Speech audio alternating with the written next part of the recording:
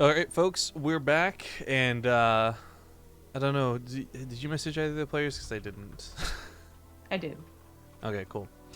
So I know Snoot's on AFK right now. Maybe coming back soon. Maybe he's watching the stream. Hopefully, he'll be ready to go in a moment or two. I would like to thank you guys for joining us, though, and I'm just gonna check to see. We were at 18 watches sold before the stream started. I know we sold one already. Someone was claiming they bought another, so we should be at 20. I'm hoping. Ooh. No, we're at 19. Man, a liar in our midst. Or maybe they just picked one out to buy later. Either way, yeah, the promo is going to be going on up until Christmas. So this tournament will conclude, I think, on the 12th is when we set for the finals. I have to go to the team liquid thread and check. But the point is that this sale, this availability, the 10% off and all that, that's going on straight up until Christmas time. So you guys have pretty much the whole month to get a watch if you're on the fence about it.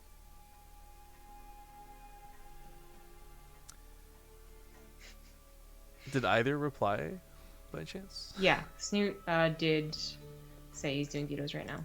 Oh, okay, cool. So this makes for really interesting. I mean, first off, we had a lot of really good Koreans sign up for this, and a lot of them have been taken out at this point. Stats and Billowy are the only ones that remain, and Billowy is really like a coin flippy, good, bad Korean.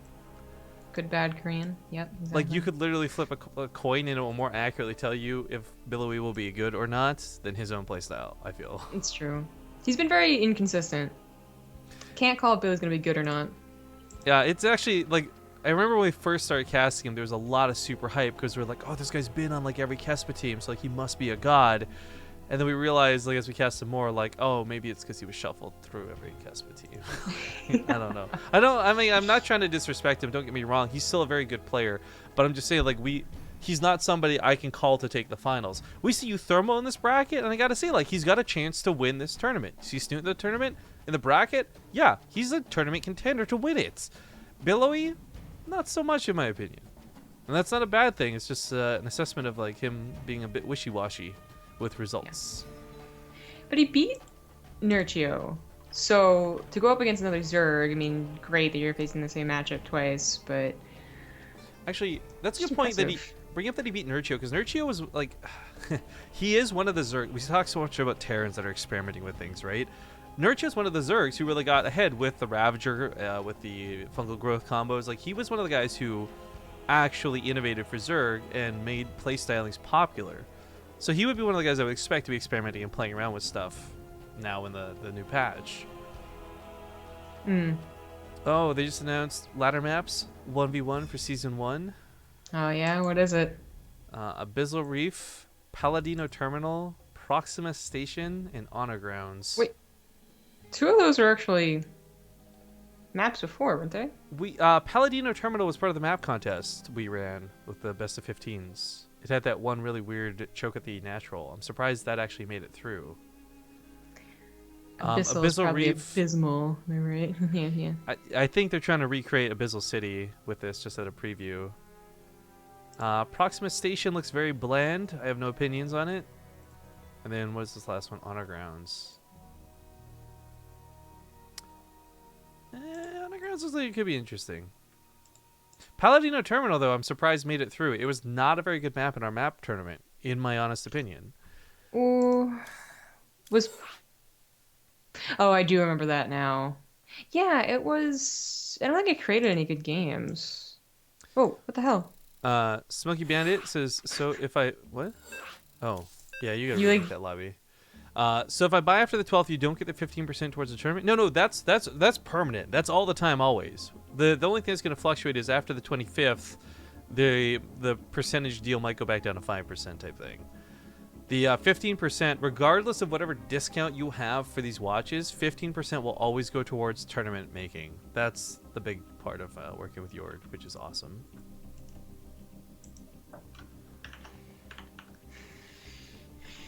So yeah, what happened? There's like auto starting.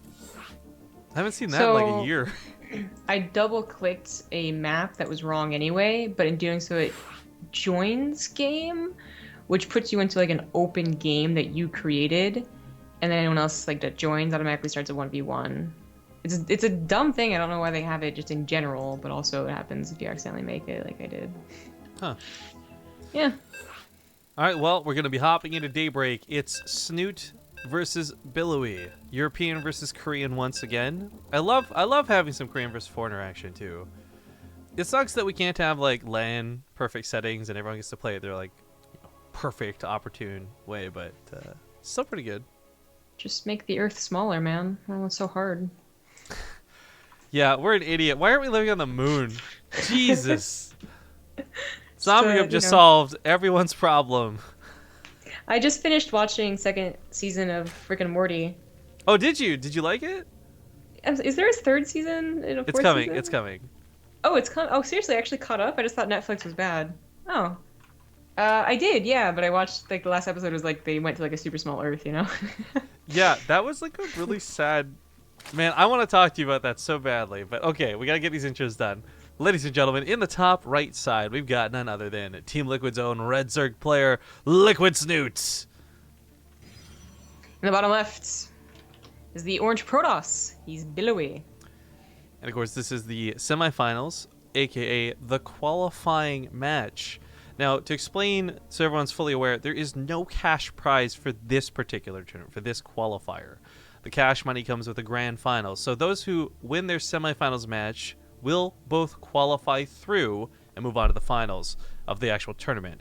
However, the finals match here, the best of three, is going to have a $200 Yord discount code attached to it. So they will win something for playing on top of the qualifying spot.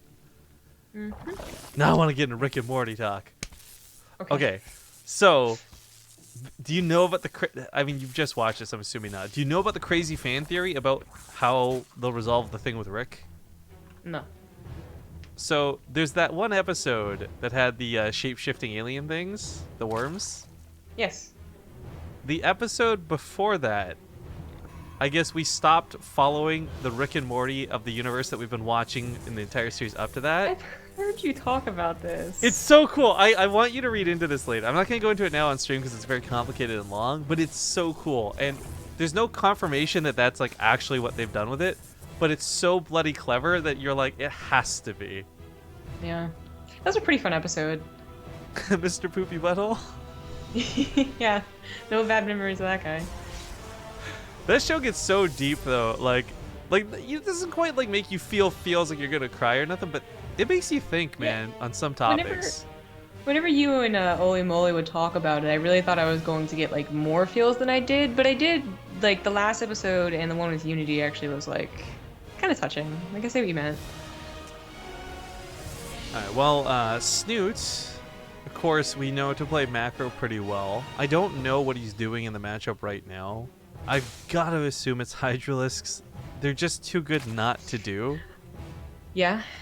I think especially with like the good, stable, defensive Zergs, I think they've already figured out like you can't just skyrocket to Hydras. 'Cause I think that was like the first week, basically. Especially on like ladder, people were just like, Hydra's good, go for Hydras really quickly, and then they would die to like something silly like an all-in or just like a Depths in the early game or something like that. But certainly for Snute, I think he will eventually get a Hydras, but in a much safer manner. Then I'm thinking of like actually Bly, and that's a lot because Mana like was able to take advantage of such quick Hydras, and I think that even Bly at this point has probably like reined in his eagerness to get Hydras. He also, by the way, unfortunately did lose as the bracket updates. Stats beats him 2-1 and moves on to fight against you Thermal in the other semifinals. Yeah. Well, that is a pretty quick layer as the third base finishes up. So maybe I'm completely wrong. You're just going to skyrocket to Hydras, get them as quick as possible. Yeah, I don't know. People ask what the grand prize is. I guess it's in the Team Liquid 3, guys. $450 is going to be the total prize pool for the tournament. And again, you guys get to pick the finals format. I guess we didn't really advertise this again, so I'm going to bring it up now. On Team Liquid, you can vote what you want the final format to be. So on December 12th, we can do one of two things. One is host a tournament that's standard single elimination, round of 8, kind of like you would see with invited players and qualified players. The other option we're offering people, if they'd like to see it more, would be a WCS-style group with all 4 players. So 4 best of 3s throughout the day type of thing. Or 5 best of 3s, excuse me. It's like a reality show. The audience gets to choose. I mean, two options. I always love the idea of giving somebody an option. It's very easy for us to just pick the same format or a typical format over and over again, but to see whether people want one or the other. The only exception to this was regardless of what people vote for, if all 4 players who qualify are Zerg, we're not doing a WCS group. I'm not casting 5 CVCs. That's fair. So, when it comes to the main, I thought this was going to be for Overlords. That actually got really aggressive. I do recall Billowy doing this. So I guess the fast lair is going to be for really quick roach speed. And maybe, like, again, like some fairly quick hydras, but not, the first thing he shot for. We did bother to get that roach horn in. Well, it's a fairly quick +1 missile. It'd be really interesting to see this dedicate to roaches. I mean, you've got Void Rays out. Snute's aware of that too. He scouted both of them, not just one of them. So if he was gonna, he's gonna make roaches, and you're gonna want a couple for buffer. But if he makes more than a couple, I think that might be even a mistake. Whoa. Well, this is still pretty quick roach speed. It is a lot more on the infestation pit right there. Yeah. Actually, now this is starting to make more sense. Snute might just be going back old school, infestors, the fungal growths, and corrosive biles from the Ravagers more than the roaches. Surprised Destiny didn't come back in full force. Burrowed festers that fungal? That's true. I forgot about that. The subterranean... Well, I'm not going to say the full version of that, but you guys know what I was going to say. But yeah, Burrow hasn't been researched, but yeah, burrowed infestors are a really cool thing. I think Protoss is one of the least... they've had the least struggles with detection in terms of dealing with those, but between Revelation and Observers, that is. Well, this is not the game I expected. Again, we have either been seeing regular Zerg, basically, safe roaches, maybe Ling melee upgrade into maybe Hydras, or fast Hydras, but not this. While this isn't the game we may have expected, I'm still excited to see it because it is different. And I gotta be honest, as a viewer, I've not enjoyed watching the face roll of Hydralisk. It's not fun. I want to see different things, so this is kind of cool for me. Unfortunately, the infestors are going to spawn without enough energy to fungal, so they're not going to be too useful right away. And there's not that many Ravagers out for corrosive biles yet either, so primarily relying on the brute force of the roach and the supply count that Snute is rocking. 74 army supply to 49. He's kind of hiding them too. The invitation pit wasn't scouted, and I don't think they show themselves. They pulled back pretty quickly. I mean, fungal growth will stop the stalkers from blinking. Yeah, might be thinking more on that than anything else. That's exactly why Snute went for it. Ability's going for Robotics Bay, and here's where things are not nearly as gloom and doom as I guess it might really look like in the mid game if Hydras are out. Colossus are actually really good and getting high numbers. They still have that splash. On the hot and good against the light units of the low health units, I should say, that exist for Zerg. So if he can get to that point, I still have total faith in Billowy, and it's really good of him not to have it dedicated to the Blink Stalkers because he probably would have died to those fungals. So you were interrupted by yourself. For those who don't know, Zamgrub's currently streaming from Scarlet's house, and likely doesn't have Twitch alerts set up. So just to let you know, Tom KD thinks you're a 10 out of 10 on the hot scale, Zamgrub. Thanks. I try. Well, the infestors, I still don't think they're actually seen, but around 8 minutes is actually a much better time to maybe see the infestors. It's been a minute and a half, 2 minutes ago, it would have been a complete surprise. Now we have Hydralisk. Yeah, Hydra's on deck, by the way. This is, again, something we were expecting a little bit more of, but Ravagers have a lot of damage when they get to land those hits. 60 damage a shots, more than Hydras do, that's for certain, and it all comes down to these fungals holding these units in place. I think that's why Billy's playing very scared like this, and it's justifiably so. This isn't haha, what a coward. It's thank God he's not being stupid with these stalkers. I'm so surprised that Snute never went for Burrow. He had so much time after getting the infestors, and of course the time when he was getting the infestors as well to get Burrow. I mean, the assumption for a Protoss army is there's going to be an observer, so there's not going to be the positioning that you can get versus a Terran. I still thought it would have been a worthwhile investment. Oh well. Split with the Blink Stalkers only helps so much, and the Ling gets around, so you still got to be a little bit careful. Blink's back to a very large army, and Daybreak still has a bit of a choke on that third base. Those force fields can still be deadly if Snute goes too far forward. Well, the fungals land, but is that going to be enough corrosive bile damage? Because it's not looking like it's going to be. The auto attack is actually a lot more impressive. As the stalkers blink into Snute, that may have been a big mistake out of Billowy. Snute's army supply is rocking and rolling through this, and let's not forget, Hydras are out. GG. Snute takes game number 1. I'm so confused as to why Billowy dedicated to attack like that. I mean, he went mass stalker, which is cool, but also he had a Robotics Bay. It also feels like he panicked a bit, like that blink at the end, oh, there's some fungal growth, I better blink forward for some reason, no. Yeah, that was weird. Well, That's not the right thing to do.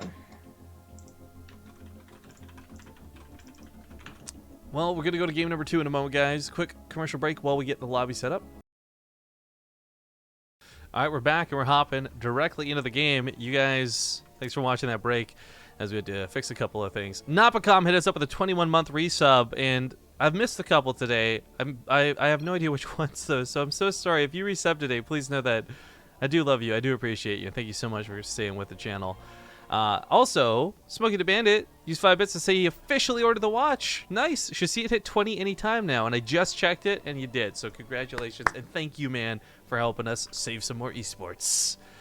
Also, some people in the chat saying thanks for the code. Yeah, if you guys, again, I want to make this clear before I do the intros. If you go to woodwatches.com/base, this has been up for over a year. Regardless of whatever promotion's going on, sometimes it's $20 off, sometimes it's 10% off, sometimes it's 5% off. Regardless of whatever promotion's going on with Yord, 15% of the sale will always go towards creating more tournaments, more prizing. Of course, the last big one we did was the Yord Civil War. That was a lot of fun, too, and I'm really glad that they were willing to sponsor that. So hopefully we can keep doing more cool and awesome things with them in the future. That being said, game number 2 here in the semifinals. Qualifying match. Bottom right, we got the orange Protoss Billowy. In the top left has the red Zerg. He's Liquid Snute.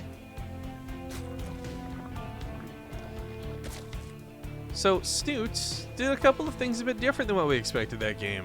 And for me, the number one thing was going any direction towards roaches and ravagers. Yeah, so quickly to roaches too. Like, I kind of like, I wonder why. Basically, like, fast roach speed can be very helpful. You know, catch adepts as they run around if that's what you're afraid of. They can also, I guess, be aggressive too. But it's not like he really skyrocketed towards speed because he got the lair and then got the Roachborn and then got speed. You know, he could have maybe, you know, hastened that up a little bit. And then the Infestors came out as the other big surprise. So I wonder if he's just been dying a lot to maybe some, maybe Adept Harass into Mass Playing Soccer or something like that, because the Fungals really would be great against, I guess, any composition. Adepts, catch those things. Blink, catch those ones. Zealots, if anyone did that, catch that. Even Zealot Archon, maybe that's why. Because that has been not just a response that we've seen from a couple of the Protosses, but also what I see a lot of Protosses talking to each other about is like the potential for Charge Lot Archon or Charge Lot Storm to really come back. I don't know. Oh damn, Passive Profit in chat said just bought me a new watch. Keep it going, BaseTradeTV. Nice, dude. I hope you use the code to save yourself some money. Awesome. Alright, so as the Adepts start poking across the map, we'll see what they can get done. Honestly, you don't really expect too much out of these, and for those who don't know, I guess we haven't really gone over it, but for those that are still getting acclimated to the patch, the Sanity Transfer lost a lot of its vision. This is basically a blind unit.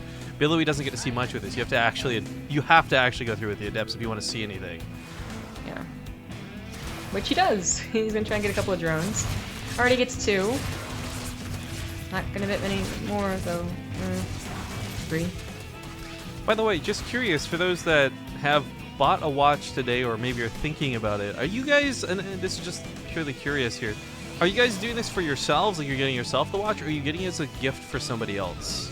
Just curious, because there's also the quick reminder that you can get custom laser engraving on the watch too, so if you want to get it for a gift, nice. Yeah, I'm pretty curious as well. Well, it's Resident Englaves into that Dark Shrine. Dark Shrine coming pretty quickly, though. I don't think Billowy's going to get to use this Dark Shrine the same way Zest did earlier, unfortunately. Nah. Of course, he's also doing a slightly different build, I would say. Like, I think Zest twice went for 4-gate Dark Templar? Definitely the first time, but also the Dark Templar, Dark Shrine, that's the word, that's the structure. So it's coming down, I think, a lot quicker. So that might be more of a surprise. He might not have those totally cautious Spore Crawlers down, and he, in fact, doesn't. That could be very worrying. Well, the units, he'll have roaches, like nice sturdy units to try and take care of them, but he won't have the detection. I'm actually, so I want to sit here and talk about the DTs like the way we saw them earlier, but this might just be straight to Archons as well. But actually, I argue that's like not more common. But the fact that he did proxy, like he went so far out of the way to hide it, like I really hope that it's DTs for actual DTs. I do too, especially because Snute does not have all of his bases covered, and they could have hit maybe a little bit sooner and before the lair was done, but they aren't being worked in like as soon as the Dark Shrine finishes, so not actually going to happen. Those are depths going in instead. Scouting, seeing what it's like. JK. And then, yeah, JKing out. Alright, here comes the actual DTs. Now, they might be warped in slow, but they still get warped in unseen. Literally and actually. So, as these come in, yeah, Snoot's getting Overseers now, but it's only one. So I should say Overseer now. There's no actual detection on all the bases. If Billowy were to split up right now, he might get away with this. But it's awkward and he stays there, so never mind. That's unfortunate. This timing from Snute with an Overseer is really quite good. Distraction tactic can still work out though, but I don't think even 10 drones, which it looks like he's gonna get, almost. 9. Oh, I still think that would have been enough, considering the DTs did absolutely nothing and the Adepts were lost for it. Lost. Well, Spire's gonna be the choice for Snute. This is an interesting follow-up. I think if Snoot's looking at this for mutas, in terms of like super dedication and going like 50 mutas deep, that's very uncharacteristic of Snute. But if this is like Snoot sticking to like the 8 to 10 mutas and just doing like a lot of really nice harass with them, I can see that because that's stuff he's done in the past. But hold the phone, Banling speed actually starts up. There's gonna be some dedication to the lings, to the Banlings. Yeah, he was the first guy we saw really. You do it consistently. He did like for like 2 weeks, I think, like every single ZvP, the whole like only a certain number of roaches that would turn into the rowdies you're gonna get, all into Banelings, and then 8 mutas. The clean up warp prisms to maybe do a little bit of harassment, maybe Protoss who wasn't in the know would over defend as well. I feel like Snute was the guy that we saw do that so consistently first, and then a lot of other people were doing it too. So it might just be that again. Well, first couple of responses in chat, interestingly enough, I guess people are getting the watches for themselves. This guy, Pastor Prophet, says he wants to get one for his brother with Pepe engraved on the watch. Oh, dude, don't you know? That's a hate symbol now. You can't go do that there, eh? Is it an Irish, Scottish hate symbol? No. I'm just... I just like accents. I just can't believe it got branded as a hate symbol. Like, this election did a lot of stupid things, like, for example, people getting elected. But the fact that it made Pepe into a hate symbol blew me away the most. That's one of the dumbest things that came from this election. Straight up. I understand what happened. I looked into it. I just... That's one of the... There's so many other things that overshadowed the election that's probably going to get lost in time. Okay, so it's one of those things where I also understand why it happened. It's just still stupid that it happened. Oh no, we're apparently up to limited. 22 watches sold now. That's impressive. Smoky the Band, I guess, got his issues corrected. Nice. Picks off one of the mutas right away. Oh, it's not good. Snute also dedicated for air weapons on this. We might see some more mutas a little bit later, but still emphasis on lings for now. I think the scary part, even though you're like 99% sure that they're not going to go for more mutas, and generally the Zerg doesn't want to go for more mutas, there's always that chance, you know? And with seeing the +1 like that, I feel like it's just like saying, like, I know there might be an opportunity where mass mutas would actually win me the game. So Snute found the Dark Shrine, by the way, and has dispatched it. That's going to be a relief as the game continues to go on longer and longer. It's not just a relief for no DTs, it's a relief for less Archons. I think you know that at some point, maybe a Temple Archives goes down, there will be Archons again, but really, there was like the one Archon main, that's all. So things like mutas and lings aren't going to be so scared running around. I mean, that's splash damage. The mutas, by the way, down to 3. They really haven't accomplished much this game. Snute has not done much. However, one thing he has done, while not killing lots of probes, has kept Billowy at home and on his side of the map for the most part, allowing Snute to accrue this incredibly large Baneling Zergling army. Yeah. Well, hopefully Billowy is prepared to deal with new and improved Banelings. I got that +10 health. I mean, the +10 health... It's like that 1 extra second you live through a storm is where I can only really see the big difference being. Because other than that, you weren't really killing them with stalkers. You're just eating them. Yeah, that's kind of what I've been like. I know that it's a buff, and like, it's a good one, I guess, like a helpful one, but it doesn't seem to have that much of a very obvious effect when it comes to these large-scale engagements. Like, they're going to do what they're going to do, they know they have 10 more health, so... Well, the force fields are fantastic, but Snute ready to match them with Corrosive Biles. It's like he almost knew exactly where they were going to go down. Timing for that was fantastic. How many Banelings are we up to now? 59. 10 from a perfect number. Nice. That is a lot, and I think that Billowy is actually a little bit, like, maybe even surprised to see that many Banelings. I think so too, and that's a big part, I think, why he's pulling back and building that Templar Archives. He needs Archons. He knows he needs Archons. Stalkers and Immortals and Sentries can soak and deal for a little bit, but the reality of the situation is Archons will win this out if it comes to like an A-move scenario. Yeah. Well, when Billowy perfects his army with those Archons, with those Storms, I don't know what Snute's going to go into next, but Snute is the one that's going to be the aggressor. It's actually coming in from both sides, which is pretty cool, but there's so many force fields. I'm not sure this actually work. Third path opens up to that bottom ramp, and Billowy's doing an okay job. Oh god! As the Banelings finally start getting through, they get some nice splash damage done, but I'm still not convinced it was enough. If there was more Lings to follow this up and surround what was left, I would like this so much more. It may actually be a situation where Snute had too many Banelings and enough Zerglings. Yeah, maybe. And the force field is just so plentiful as well. Like, that surround was beautiful. You have, like, you only have 4 sentries. You probably don't have enough. Plus, he had so many. He had extra force fields go down even after the first while this round. went down, Billowy got a warp into the main, picked up, driven off. The few meters that are left are getting some nice work done. Other side of the map, though, looks like Snute managed to get a couple of probe kills. That being said, the base gets sniped. This kind of sucks, but Snute's got another one to fall back to. Storm's on the way, by the way. Snute's power in this game disappears significantly as soon as Storm finishes up. So all these Lings, all these Banelings, now's their time. Billy doesn't have gas to really get high numbers for Storm. He's gonna have 2, it looks like. Maybe just use whatever else gas he has to try and build up that number, but of course he still has to wait for the energy. Storm's not doing it anyway. Snute has his gigantic army, double the army supply, and he's looking to attack again. He's picked off that Mothership core, which... Okay, Overcharge is good. In this instance where Banelings are involved, those Time Warp may have been deadly. Yeah, maybe. Oh, those Storms never gonna happen. The High Templars, of course, are morph into Archons, and the Banelings, they actually run into a pretty well-split Blink Stalker army. Even then, though, this time he actually had some Zerglings with it, and he actually got those surrounds. Snute is just killing it. GG. Ladies and gentlemen, Snute will qualify for the main event and, more importantly, move on to the finals where he has a chance to win a $200 watch code.